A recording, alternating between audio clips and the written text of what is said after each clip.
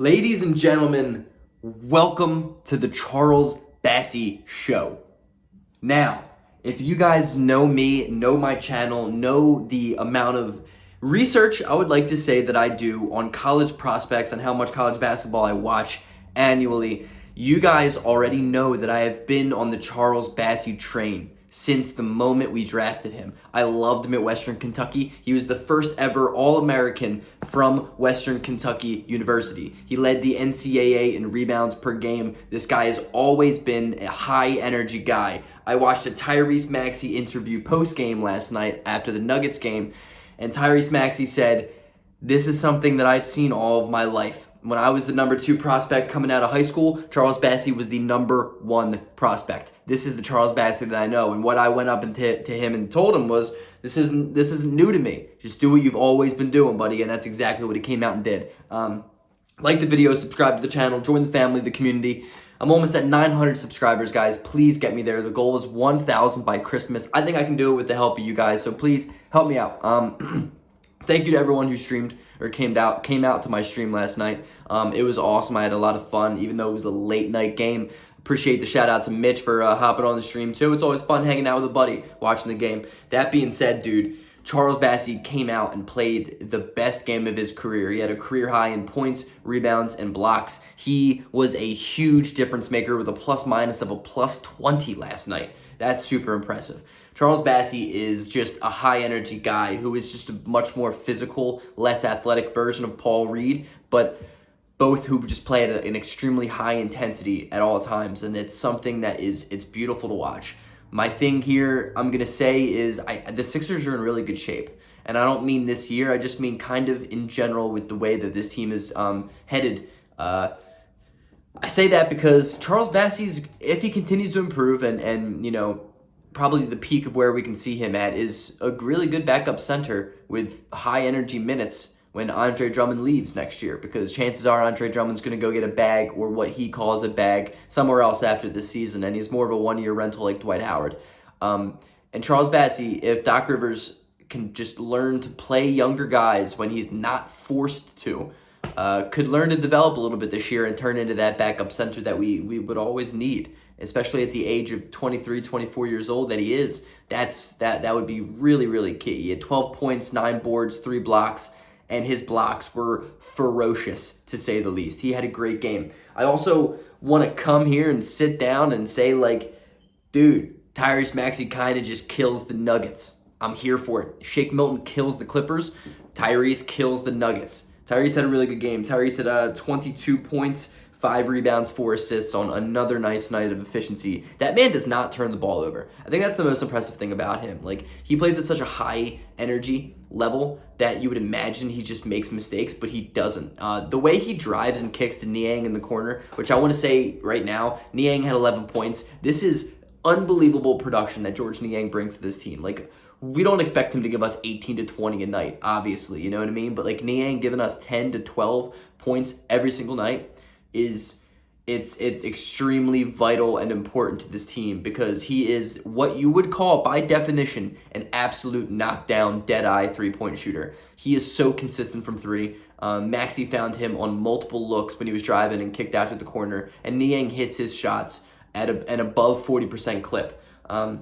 Seth Curry had a great game. Seth Curry broke out of his weird little funk that he's been in, and he's the only player in the NBA right now at a 50-40-90 clip. He is unbelievable. Seriously, Seth Curry has been the biggest steal the Sixers have had in my lifetime. That may not be true, but I'm going to sit here and act like that's true, because it might be true. Seth had another 20-plus point night. He had 20 points, 6 boards, 5 assists. His shot creating was big. His mid-range jump shots were big. He had this nice little cool play in the post that was just really nice, dude. I'm here for that. I'm here for the Charles Bassey breakout game. Bassey played awesome. Dude, even shot a 3-pointer. I mean, it grazed the rim. Like, I'll say it grazed the rim. It grazed the bottom of the rim. But, dude, he's hoisting them. That means he's playing at a high, confident level right now. And that's beautiful to watch.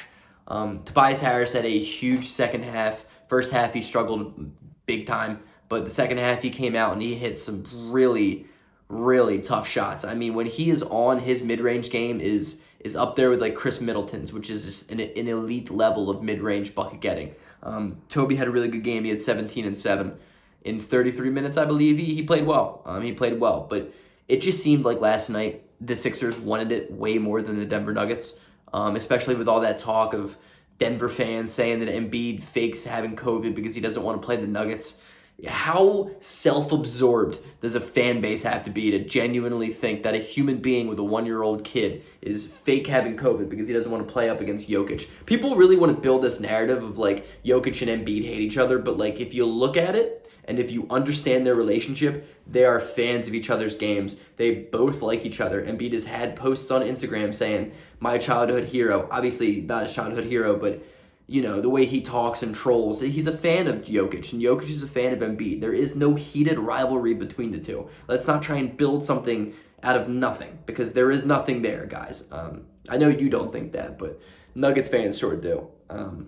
That being said, the Sixers played really well. Shake Milton played really well. He knocked down his shots when he was called upon, which is just, it's so beautiful to me. Furkan, be positive, Greg, be positive. Furkan looked good too sometimes. He had a couple really cool drives to the basket and didn't look really bad on defense at times because, good Lord, that man defensively is just an absolute negative. Oh, I'm sorry, I'm trying to be positive. Yeah, he tries really hard. Furkan Korkmaz, yeah. Niang looked really good. The Sixers team just looked like they really wanted it.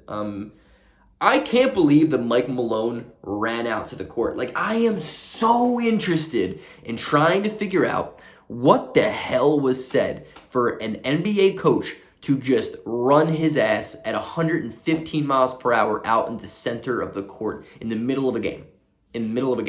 I have no idea what got him mad, but whatever it was, pissed Mike Malone off. But at least he didn't punch anybody like other people in the city of Denver tend to try to do. But he was, I tweeted last night, if you don't follow my Twitter, I always tweet Sixers stuff. It's Greg Melly 27. But I tweeted, was like, I don't think I've ever seen an NBA coach ejected as fast as I just saw Mike Malone get ejected.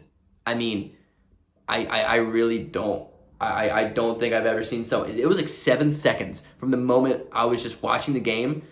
Didn't change my eye. I'm just watching the game, and then bang, coach is ejected. And they even changed the camera angle off him, like what they usually do when there are streakers on the court. So I'm like, what the hell just happened that the cameraman's avoiding the situation? I don't know. I'm interested. I hope there's something to be said about that afterwards, because I'm so intrigued as to what the hell just happened. But I think the biggest part of the Sixers game last night was, as soon as that happened, the Sixers were up by like 12 at that point, and they went on like that 4 to 6 point run right after, which is a dagger. Because when a coach gets ejected in any sport, it tends to go one or two ways. One, that team gets really, really pumped up. Sometimes in baseball, the head coach is going to run out there and purposely get ejected to fire his team up to play better in the last couple of innings to win the game, right? But it can also go into the sense of that team just completely gets deflated like a balloon that you just stabbed with a butcher's knife. And the latter happened last night. Rick Adelman's kid, I don't remember his first name, but Rick Adelman's kid is the assistant coach who ended up, dude, he looks 15 years old. There's no way that dude's any older than I am. That kid is seriously 15. I don't think he can grow facial hair. I don't. So we either could have just let that momentum switch and let a Nuggets team get fired up and realize that they should not be losing to a team that is significantly worse than them, or exactly what we did was, go balls to the wall and absolutely take control of the game and just end it. And that's exactly what we did. That game was in control, our control, all night long, ever since the beginning when it was like 11-4. I was like, oh shit. I'm literally in my live stream, I'm like, oh shit, this is not going the right way. But all of a sudden, that first quarter ended really well. Shake came in, gave us really good minutes. The bench looked really good. Tyrese Maxey had 11 points in that first quarter, and it just instantly shifted. I mean, Andre Drummond had like 4 points last night. It wasn't even like he really brought much. It was the Charles Bassey show. Tobias Harris had 17. We did it without Matisse Thybulle, Danny Green, Joel Embiid, and obviously Ben Simmons. That's an impressive win on the road against a team who is going to be in the playoffs. I'm hype about it. I am extremely excited. I'm happy that we did that. I literally, my last Sixers video, I should say, the title is Sixers fans, don't panic. this is case in point why you cannot panic over a little bit of a short skid that we lose a couple in a row when everyone is out. So I think the Sixers team's the top 10 team in the NBA right now. I know that's not really saying much since we finished the first seed last year, but the way it is right now, the Sixers are good, man. Depending on what we can get back from Ben Simmons, as I've always said, the Sixers have contending possibilities. And the way that Maxi's playing right now is it doesn't even look like we genuinely need a point guard, because I don't know how comfortable I am right now putting Maxi on a bench as he's averaging 24.5 points with Embiid out on less than 1 turnover a game. Are you kidding me? That is absolutely all-star elite numbers that he's doing right now. The question is, can he withstand this level of success over a longer period of time? And that's what's going to have to come back, and we'll have to see. You know, we can come back in a couple of months and talk about it. But right now, I'm riding high on this Tyrese Maxey kid, man. I always have. I loved him in college. I loved him when we got him. I don't know about you, but I think the moral of my story is I should be in the draft room with the Sixers. That's all I'm going to say. Peace. Go Sixers.